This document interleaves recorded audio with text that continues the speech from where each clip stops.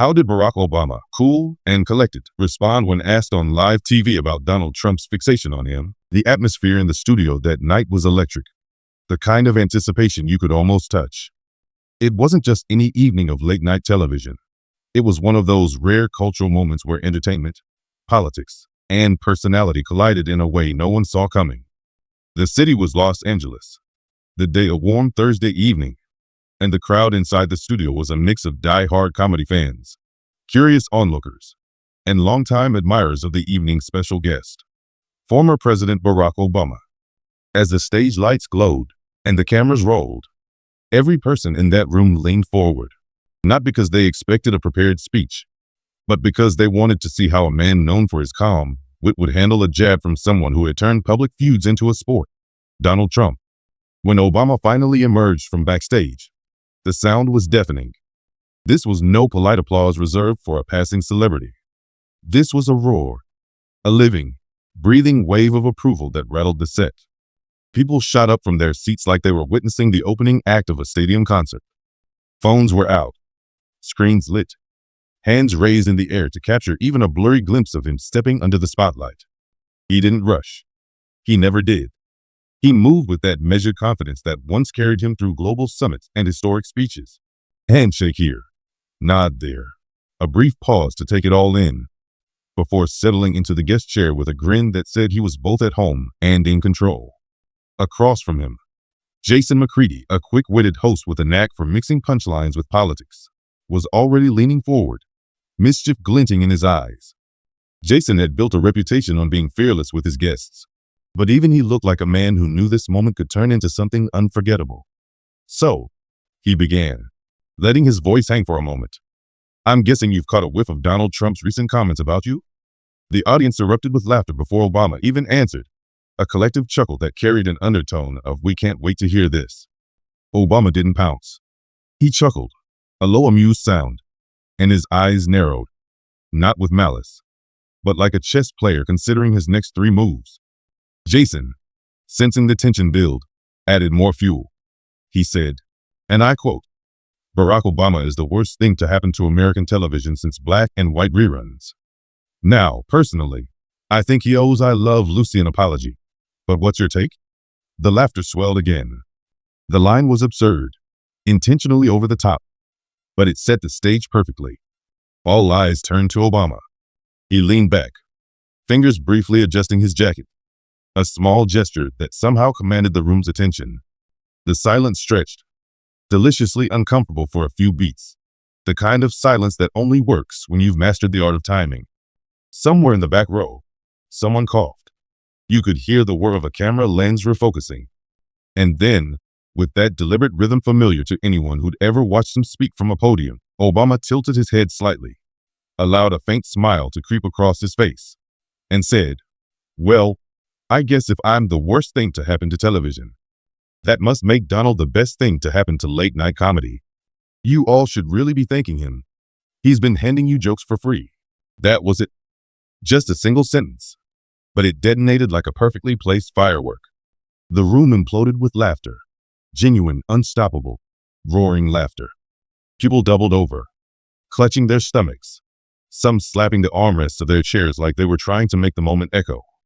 Jason lost it completely, dropping his pen and covering his face as he howled into his microphone. Even the camera crew struggled to keep the shot steady, their shoulders shaking as they tried to follow protocol. And Obama? He didn't flinch. He just raised his eyebrows, that familiar expression hovering between amusement and mockery, as if to silently say, "Did I exaggerate? Or did I just tell the truth?" Within seconds, that one-liner had jumped the walls of the studio. Viewers at home scrambled for their phones, clipping and tweeting it before the commercial break even rolled. Memes were already forming, hashtags spinning up like wildfire. And in less than an hour, the moment wasn't just part of a late-night broadcast. It was everywhere. But what made it stick wasn't just the joke. It was the mastery behind it. The pause, the patience, the refusal to get ruffled, and the ability to turn a provocation into a punchline that elevated him without ever descending into cruelty. That's the thing about Barack Obama. He has this rare ability to weaponize calmness. Where many would lash out, he waits. Where others would rant, he drops a line so clean it does all the work for him. And that night, on a set dressed with a mahogany desk and warm amber lights, he reminded the world how a single sentence, delivered with timing sharper than a blade, could silence noise and spark a cultural moment. To appreciate how sharp it was, you have to imagine what the room felt like before it landed. There was no stiff, buttoned-up political energy, no rows of stiff collars and solemn faces. It was loose, almost cozy, with an air of anything could happen. The audience had been clapping along to the house band, cheering through commercial breaks, buzzing with speculation about what the former president might say about the chaos of American politics. The host had teased a surprise moment earlier, and everyone suspected this was it. When Obama strolled out, his presence wasn't just welcomed, it was celebrated. It felt like the return of someone who had been both a leader and, in many ways, a cultural touchstone. The host's role that night wasn't just to entertain. It was to provoke, to steer the conversation toward the kind of unpredictable, unscripted magic that late-night shows live for. And Trump's latest verbal swipe, another in a long list of his public potshots, was the perfect bait. The way the question was framed, it could have led to a heated rebuttal, a dull deflection, or a forgettable soundbite. Instead, Obama turned it into a moment that balanced humor with subtle authority. He didn't insult. He didn't rant. He reframed the entire exchange into a joke that made the aggressor look small without ever needing to say the word. By the time the show cut to a commercial, the energy in that studio hadn't settled. People were still shaking their heads, some whispering to their neighbors, others furiously typing out texts. You won't believe what just happened. The crew hustled. The band played them out. But the spark had already left the room and was spreading across the country. Dinner tables, office Slack channels, late-night group chats. Everywhere, that one line was being repeated, laughed at, dissected, and shared. There's something fascinating about moments like that. They remind you that in the age of endless news cycles and political noise, sometimes it isn't the long speeches or the fiery debates that cut through. It's the well-timed quip, the casual remark that hits harder than a monologue ever could. Obama had always been known for his eloquence, but here he showed a different muscle, the power of restraint, the ability to wait for the perfect beat, then deliver a single, almost throwaway remark that felt effortless but was, in its own way, devastating. For those lucky enough to sit in that studio in Los Angeles, it felt bigger than just a TV taping. It was the kind of moment you tell people about afterward, the kind where you say, I was there when that happened. Some were comedy fans. Some had been following Obama since his early campaign days. Others were just curious ticket holders looking for a free night out. But in that room, they became a living part of a story that traveled far beyond the walls it started in. And isn't that the paradox of moments like these? They happen in an instant. Just a few seconds of words, a flash of timing, a raised eyebrow, and yet they ripple outward, replayed, reinterpreted, remembered long after the applause dies down. That night, Barack Obama didn't deliver a policy speech or announce a grand plan. He did something simpler, and in many ways, far more potent. He reminded people how much power there is in being composed, being clever, and knowing exactly when to drop the line that leaves the whole room, no, the whole internet, buzzing. The set was alive with anticipation that evening, the kind of low hum that seems to hang in the air before something remarkable unfolds. Beyond the glass walls of the studio, a manufactured version of the Los Angeles skyline glowed under the studio lights, stars painted across an artificial night sky, a cityscape built to feel infinite yet comfortably contained. Inside, the cameras drifted back and forth like watchful sentries, their red lights winking each time a new shot went live, tracking the energy of an audience that had already been stirred to the edge of their seats. It wasn't politics that had drawn them here, not really. Some had come as comedy lovers, others as curious locals lured by the promise of free tickets, and a handful because they had followed Barack Obama's career long enough to know he had a knack for making ordinary television moments feel like shared history. And when he finally emerged from backstage, everything in that room shifted, instantly, visibly. Even those who claimed no particular interest in public affairs found themselves rising, clapping, and cheering as if a beloved musician had just returned to the stage for a long-awaited encore. The applause carried on, a living wave of noise that filled every corner of the studio. Jason McCready, the quick-witted host known for his sly grin and sharp political humor, sat at his desk pretending to shield his eyes from the lights, waiting for his cue. When the cheering refused to fade, he leaned into his microphone and deadpanned. "Ladies and gentlemen, you do realize he's not here to campaign for prom king, right?" The crowd erupted. The tension broke, and Obama, still walking toward his chair, laughed, lifting his hands in a mock gesture of surrender, as if to calm them down. There was nothing rehearsed about the moment. It was effortless. That same easy charisma that had once carried him across cities and continents. The kind of presence that could turn a formal setting into a living room chat. As the noise gradually ebbed, Jason seized the opening. "All right, Mr. President," he said, leaning forward conspiratorially. "Let's skip the small talk. You've been relatively quiet lately. Some might even say too quiet. Meanwhile, your old rival Donald Trump, well, he's been saying a whole lot. Care to comment?" It wasn't an ambush, more like bait thrown across the table. The front rows chuckled knowingly, already anticipating a memorable exchange. Obama didn't rush to snatch it. Instead, he folded his hands, tilted his head slightly, and offered a sidelong glance toward Jason that spoke volumes before a word even passed his lips. When he finally answered, it was in a voice smooth and unhurried. "Jason, if I took the time to respond to every single thing Donald has said about me, I'd need a permanent chair on this set." The studio cracked open again with laughter that rolled, expanded, then turned into a round of applause. It wasn't the words alone that hit the mark. It was the manner in which they landed. Calm, collected, almost paternal, yet sharpened by a dry wit that left a faint sting in its wake. Jason threw his cue cards up theatrically and covered his face, groaning into his microphone. "See? This is exactly why I can't have you on too often. One line from you, and my writing staff's out of a job for a week." The audience howled louder, but Obama simply leaned back, hands resting lightly on the armrests, a modest smile tugging at the corner of his mouth, as if he'd said nothing of importance at all. That, in truth, was the blade he wielded so well, understatement. He never swung wildly. He never looked like he was trying to demolish anyone. And yet, when he chose to strike, the hit often lingered long after the laughter faded. Jason, never one to let a spark fizzle, shuffled his cards for effect and drew a deeper breath.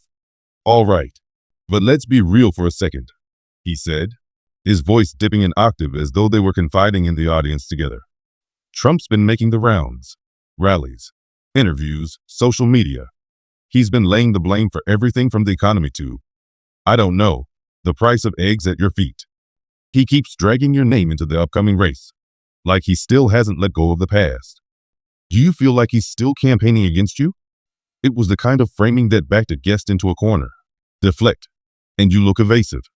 Answer directly, and you make headlines. The room quieted. The rustling stopped. Even the band in the corner lowered their instruments just slightly, waiting. Obama exhaled slowly, tilted his head, and allowed a small, knowing smile to appear.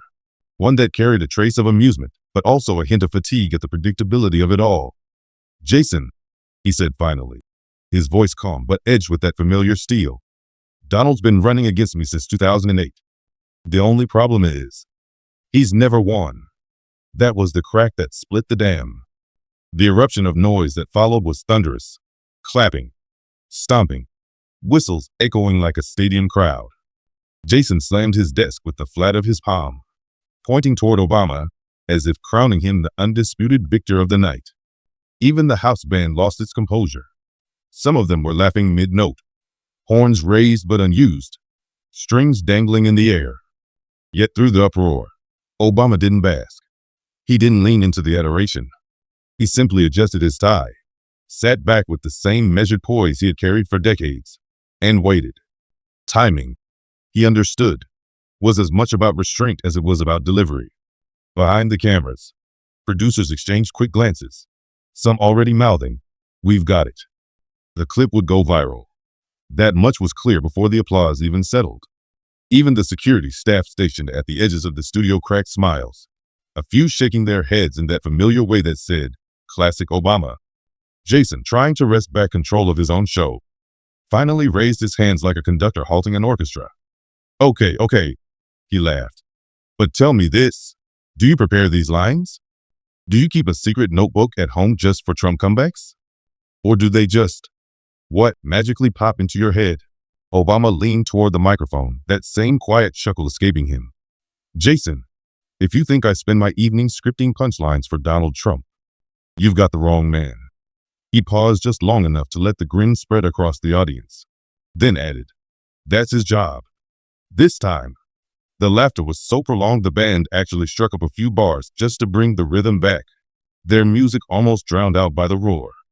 Most in the room thought that was it, the high water mark of the evening. But the conversation had only been warming up. Jason could feel it.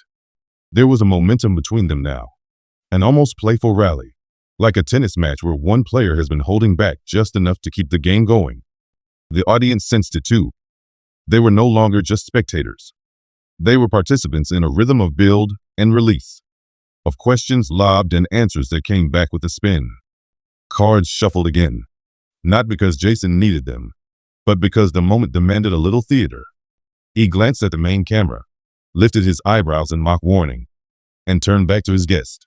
Let's stop circling around it, he said, voice low but clear. Trump's been in the headlines nearly every other day. He's claimed the last election was rigged. He's called you every name in the book. Fraud. Hollywood's favorite actor playing president. And just last week, in Phoenix, he told a rally that if you had run against him in 2020, it wouldn't have even been close. What's your take? And just like that, the studio changed. The laughter that had been rolling like background music all evening vanished, replaced by a stillness that felt almost heavy. People still smiled. Yes, but their bodies stilled, their eyes locked on the man in the chair. They wanted to hear, not just a quip this time, but something more, something that might reveal how he truly felt about being pulled like a ghost into the ring, years after leaving office. What came next, of course, would be clipped, captioned, shared, and replayed countless times. But in that quiet second before Barack Obama opened his mouth, there was something electric in the pause itself. Because that was his real skill. Not just the line, not just the joke, but the patience to let a room hang in the balance until every ear was his. What began as a playful exchange had suddenly turned into the crux of the evening's conversation. The room felt tighter, almost suspended, as if the air itself had stopped moving for a moment. Barack Obama didn't jump at the question. Instead, he let it settle, his fingertips gently drumming the armrest of his chair, a faint rhythm marking his contemplation. He leaned back slightly, shoulders relaxed yet eyes attentive, and exhaled through his nose. A small, deliberate pause that signaled he was measuring not just his words, but the weight they would carry. When he finally spoke, it was with the same slow precision that had once made entire stadiums quiet down to hear him. You know, he began, his tone even. I've come to realize something about Donald. He often puts on a strong front, says things that sound fierce, bold, maybe even threatening, until you check the facts. And the facts tend to tell another story. This time the applause was softer, more respectful than explosive, as though the audience recognized the shift from humor to something closer to insight. Jason McCready, ever the opportunist, leaned in further, his grin widening as though he had just hooked the biggest fish in the pond. All right then, he pressed. Let's say you had actually gone head-to-head with him in 2020. What do you think that would have looked like? Obama raised his eyebrows, allowed the question to linger for a breath, then replied with a calm smirk.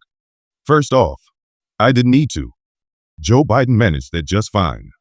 But if Donald really wants an answer, here's the truth. Elections aren't won with slogans or insults.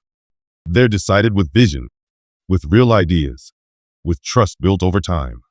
And between the two of us, I think the American people already showed who earned that trust.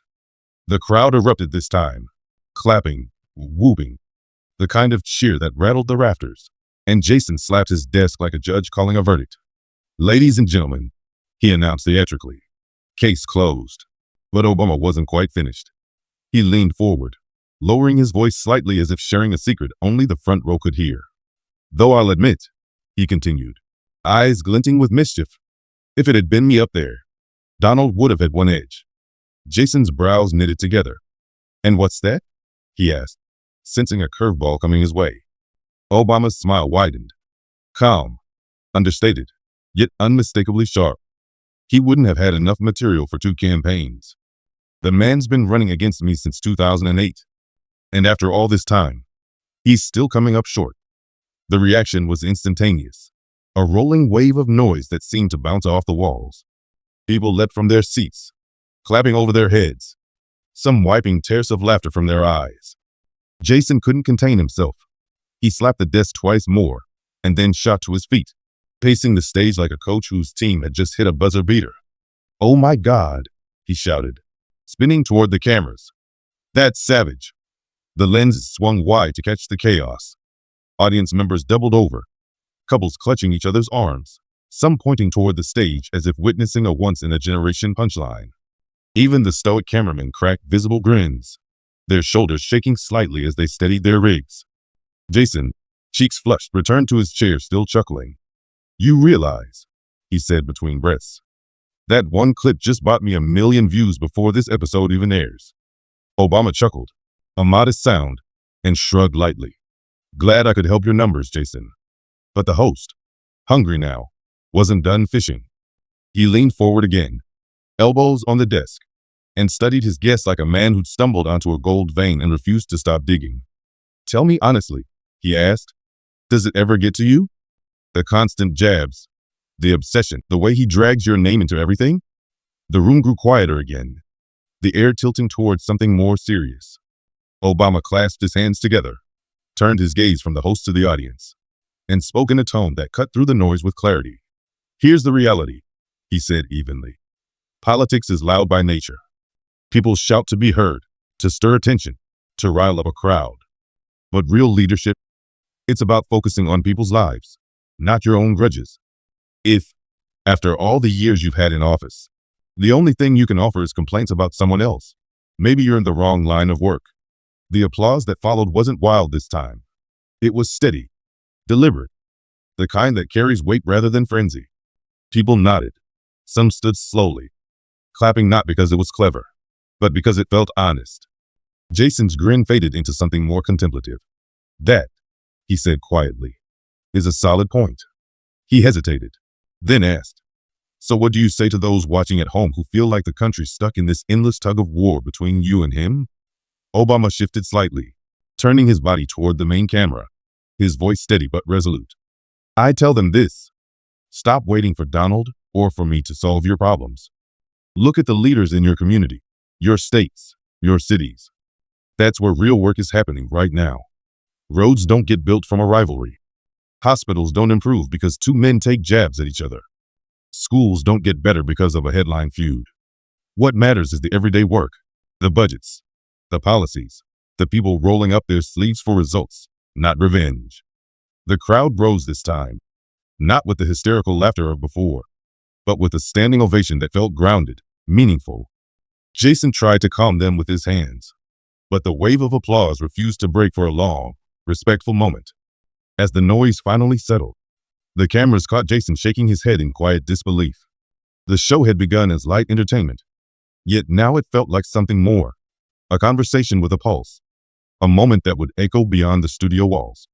And still, the biggest spark hadn't struck yet, because even as the energy in the room began to balance between laughter and reflection, there was a sense that Obama had one more arrow in his quiver, something sharper, something waiting for the perfect opening.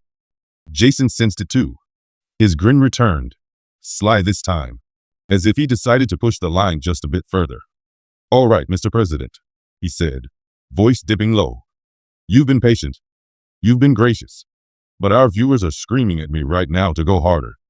They want to know what you really think about all this noise. So let's pretend Donald Trump is sitting in this very chair. What would you say to him?" The audience gasped and laughed simultaneously, the kind of collective response that only comes when someone finally asks the question everyone has been whispering about. Obama leaned back, crossed one leg over the other, and gave that half smile, familiar to anyone who'd watched him over the years. The one that always arrived a heartbeat before a remark that would land like a dart. "Well," he said slowly, "if Donald were sitting right here, I'd probably tell him to take a breath. Relax. He's still talking about me, 8 years after I stepped away from office. At some point, you've got to ask yourself, who's he really running against? Me? Joe? Or maybe just the guy in the mirror? The studio didn't erupt so much as it detonated. Laughter boomed across the stage like a cannon blast. Jason doubled over, pounding the desk with both fists as if the moment had knocked the wind out of him. Audience members rose, some spinning towards strangers to share the disbelief, others clutching their stomachs. The band, sensing the peak, riffed an improvised flourish that turned the moment into a crescendo. Obama didn't break character. He didn't grin broadly or soak it in. He simply shrugged, palms turned upward, his face composed as though he'd merely spoken an obvious truth everyone had overlooked. And it was precisely that contrast, the gravity of his posture against the weight of the punchline, that made the moment ricochet so powerfully beyond the studio. In a media landscape addicted to shouting, here was a man who whispered, and in doing so, made the room roar. The atmosphere inside the studio was electric, thick with that rare kind of energy that turns a simple interview into a cultural moment.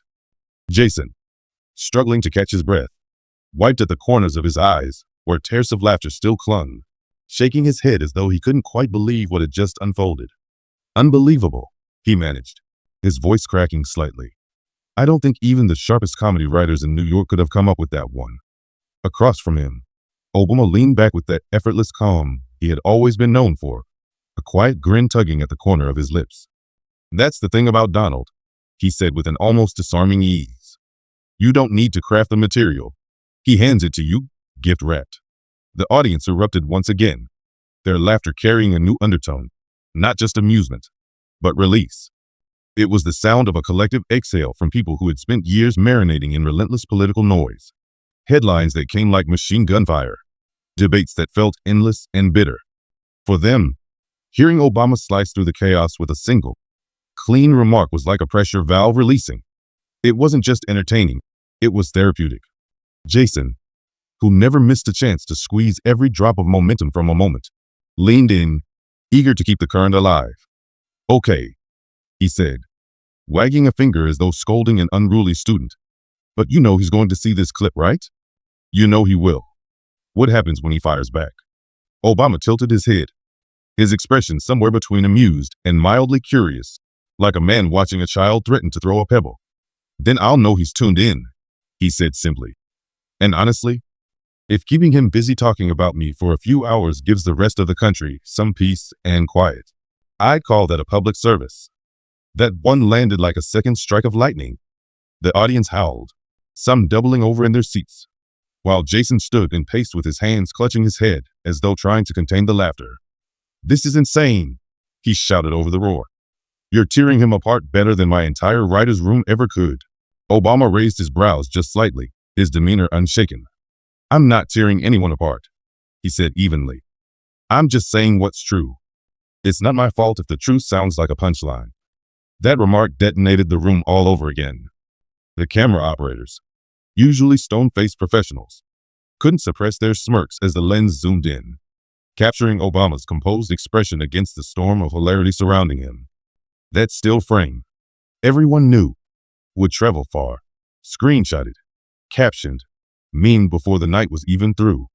Jason, still laughing but now with a more reflective look in his eye, slumped back into his chair, tossing his cards onto the desk like a man conceding defeat. You know, Mr. President, he said with an exasperated chuckle, I don't think you realize just how funny you actually are. Have you ever thought about doing stand-up once the politics are over? Obama's laugh this time was softer, more like a sigh with a melody. I'll leave that to the professionals, he replied. Besides, if I started touring comedy clubs, Donald would probably announce a campaign just to run against me on stage. The reaction that followed was like a dam bursting. People stomped their feet, clapped until their palms turned hot, and yelled from the back rows. The band, caught up in the delirium, struck up an impromptu riff to keep the energy from tipping into total chaos. Jason flung his cue cards into the air like confetti and yelled, Good night, everyone. We've hit the peak. Though everyone knew the show was far from over, what was happening wasn't just a talk show segment anymore. It was turning into something unscripted, raw, and destined for replay in every corner of the internet. Obama wasn't just answering questions. He was conducting an orchestra, knowing when to slow the tempo, when to let the silence stretch, when to give the audience the look that said, wait for it. His mastery of rhythm and restraint made every word sharper. For those watching at home, it felt surreal. This wasn't another prepackaged political media moment. It was a spark in real time, unpolished yet perfectly timed, a rare collision of authenticity and performance. Even those who claimed they were tired of politics, the ones who never laughed at late-night jabs, were now doubled over, wiping their faces. And yet, the night's true crescendo, the remark that would ricochet across social media, spawn headlines, and echo on morning shows, hadn't even been delivered. The studio was primed for it. The lights felt hotter, the lenses tighter, the air itself coiled with anticipation. Jason McGrady, a man who thrived on chaos but also knew when a guest was about to give him television gold, steadied his hands on the desk like a poker player about to see the river card. He lowered his voice. "All right," he said. "We've danced around this for long enough. You've joked about his obsession with you. You've hinted at the back and forth. But if you could sum it all up, the whole fixation, the way he drags your name into his rallies, his interviews, his late-night rants, what would you really say to him? What's the one thing you'd want him to hear?" The room went still, the kind of stillness where the smallest sound, a chair creak, a cough, feels magnified. A camera crane shifted with a soft whir. Obama leaned back, his fingers lacing together, his eyes narrowing not in anger but in calculation. Then, with that same deliberate patience that had made his best speeches resonate, he leaned forward. "Well," he began, voice low, "if after all these years he's still talking about me this much, maybe I wasn't the president he wanted to replace. Maybe I was the father figure he never had." It was an eruption. No, an earthquake. The studio detonated into a chaos of noise and movement. People screamed, some doubling over, others slapping their knees or spinning to grab their friends. Jason shot out of his chair as though jolted by electricity, stumbling backward with his hands clutching his head in disbelief. The band launched a chaotic flourish, but the sound was drowned by the roar of the audience. Obama didn't move. He didn't grin, didn't even adjust his posture. He just sat there, palms open, the picture of composure while the storm he'd summoned raged around him. That was his genius, never needing to laugh at his own punchline, because the weight of it carried itself. Jason, pacing like a man who had just witnessed a miracle on live television, finally found his words. "Oh my God. Did everyone hear that?" he bellowed, spinning to face the cameras. You just annihilated him. That's not a punchline, that's history." The cameras swept across the crowd. A cluster of college kids in the front row were jumping and chest bumping like their team had just won a championship. An older couple in the back clung to each other, tears streaking their cheeks. Even the producers in the wings were bent over, trying to hide their laughter while their headsets crackled with frantic instructions to clip this moment for every platform imaginable. Obama finally arched one eyebrow, almost playfully, and added, "I'm just saying, if you keep bringing up someone week after week, sooner or later people are going to start asking whether you need them more than they need you." Another tidal wave of laughter ripped through the room, louder and more sustained than anything before. Jason collapsed into his chair, pounding the desk for balance. This is going on my wall," he said, shaking his head in awe. "Forget YouTube. Forget TikTok. This is a career highlight." What unfolded that night would not just fill trending tabs. It would be dissected, quoted, replayed in classrooms and coffee shops, framed as a masterclass in composure and wit. Obama had not come to trade blows, yet every word landed like a well-timed jab, not because it was cruel, but because it was true. And that, more than the laughter, was what lingered in the room long after the cameras stopped rolling. In that charged moment, Jason leaned forward, still catching his breath from the eruption of laughter that had overtaken the studio. He held his hands up as if framing the scene before him and said, "I'm printing that line out, framing it, and putting it right here on my desk." What had just transpired was more than a clever exchange or a fleeting joke. It was a cultural spark, a moment already rippling far beyond the walls of the set. People in the crowd were fumbling for their phones, some whispering to the person next to them in disbelief, saying no one back home would ever believe what they had just witnessed. They wanted proof. They wanted to capture it. to send it out into the world before the energy in the room even settled. And that was when the realization truly landed. This wasn't just late-night banter. This was about to become an event. Jason, trying to collect himself, leaned forward and said between laughs, "You do realize, Mr. President, that no matter what Donald says after this, no matter what stunt he pulls, what tweet he drafts, or what headline he tries to steal, he can't outdo that. He could hire a fleet of planes to write his response across the sky, and it still wouldn't match this moment." The audience roared at that. Obama, who had been sitting with that trademark calm, finally cracked a faint smile. "Well, Jason," he said with a deliberate pause, "I've always believed that when someone shows you who they are, you pay attention. Donald shows us every single day. All I did was give it words." The room erupted again, not just with laughter this time, but with that layered applause that comes when humor lands on truth like a hammer. It was more than a joke. It was a release. People weren't just entertained. They were invigorated. It felt like a pressure valve being turned after years of relentless noise, division, and spectacle. The power of that moment wasn't in cruelty. It was in how effortlessly authentic it felt. No script could have crafted that line to carry the same weight. It wasn't laced with venom. It was wrapped in composure, tempered with wit, and delivered with surgical precision. That was why it would echo. That was why it would burn across timelines and feeds by morning. The rally grounds were a spectacle in themselves. Thousands of supporters waving flags, red hats bobbing like buoys in a sea of fervor, chants thundering through the evening air. Reporters swarmed the perimeter, microphones in hand, bracing for the inevitable jab. Yet behind the curtain, the mood was far more brittle than the grand stage suggested. Advisors whispered in tight clusters, debating whether Trump should downplay the moment or attack twice as hard. One aide, speaking later under condition of anonymity, painted a vivid picture. Trump had watched the clip on repeat, each viewing fueling a deeper sense of embarrassment. "He thinks Obama humiliated him in front of the world," the aide said. "And there's nothing Trump hates more than being the butt of the joke." When he finally strode onto the stage, the crowd roared with the kind of devotion he had come to expect. He relished it, waving, pointing, drinking in the applause. But as soon as the energy settled, he lunged at the topic everyone was waiting for. "I saw that so-called joke the other night," he began, his voice sharp with controlled irritation. "The fake news is acting like it's the greatest thing ever said on television. Folks, it wasn't funny. It wasn't even close. Totally staged. Totally fake." Boos erupted. Some in the audience hurled insults about Obama, their anger feeding his. Trump leaned in, feeding off their agitation. They packed that room with Hollywood elites and turned the cameras just right. And they think they can turn me into their punchline? Let me tell you something. I've been a punchline my whole life. And guess what? I'm still here. I beat Hillary. I beat the fake media. And if Obama ever had the guts to run against me, I would have beaten him too.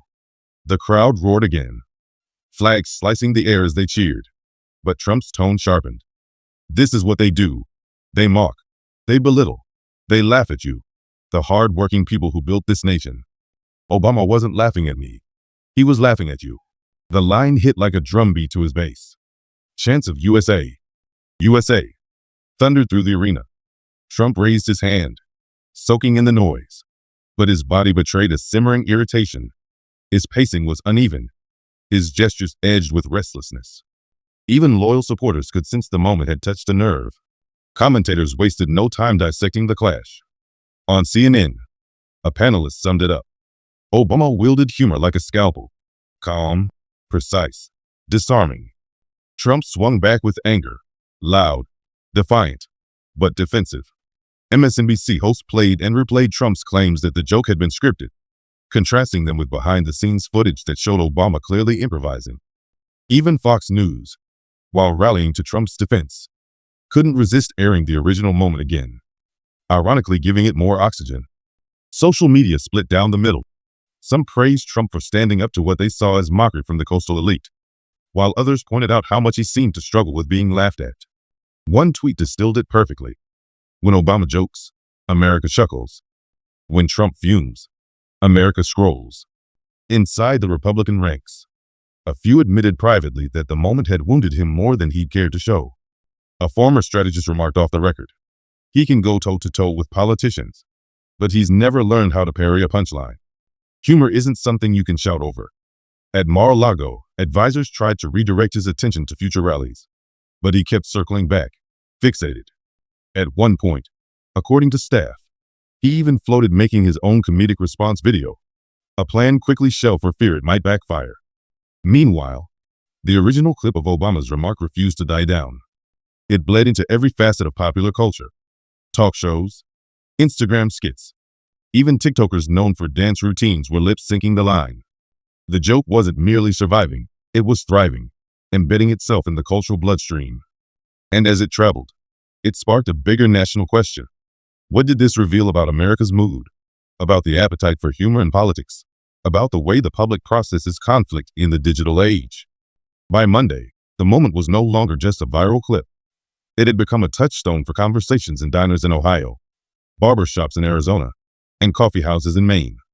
In one such cafe, two retirees sat by the window as the morning sun filtered through the glass. Harold, a Navy veteran, chuckled as he scrolled his tablet. He called him the father figure he never had, he said, his glasses slipping as he laughed. His friend Marjorie smiled knowingly. The best part? He didn't even sound bitter. Just calm, honest. Half a country away, in a bustling Oklahoma barbecue joint, the tone was different. Trump supporters huddled near a flickering TV, shaking their heads. That wasn't funny, one muttered. It's not about Trump. It's about mocking us. Heads nodded, yet a few couldn't suppress reluctant grins. Humor, as it often does, had slipped past their defenses. Classrooms weren't immune either. In Sacramento, students replayed the clip between classes.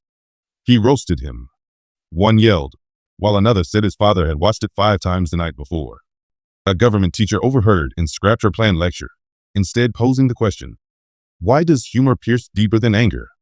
The discussion lit up the room. Even workplaces, often wary of politics, felt its tremor. In Indianapolis, office workers gathered in a break room, laughter bouncing off the linoleum as the clip played on a colleague's phone. I usually tune politics out, one woman admitted, but that was hilarious. Pastors wove it gently into sermons. Comedians riffed on it in clubs, and community leaders used it as a springboard to talk about conflict resolution. Yet not everyone was at ease. On NPR, a caller fretted, "It's funny, sure, but is this what we've come to? The biggest political moment of the week is a joke?" The host responded, "That's the power of humor. It grabs attention.